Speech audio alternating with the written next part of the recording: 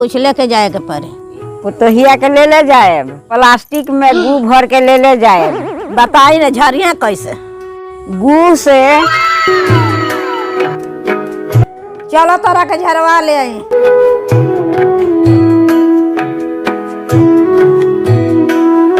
झाड़ दी बाबा। बैठा बैठा।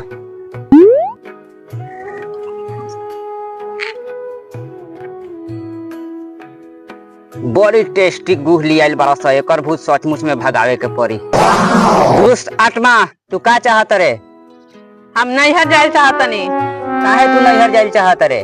लड़ाई झगड़ा करके मन भर गइल बाटे। हम नैहर में जाके लड़म। अब माई बाप से अपन लड़े, भाई भौजाई से लड़े। आजा काली कलकत्ते वाली, तेरा बचन ना जाए खाली छू। हम गुखौका बाबा हई, हमरा पास बड़का से बड़का भूत डर से भाग जाला सब, गुह के डर से। जो ठीक हो गई ले, जो नैहर जो।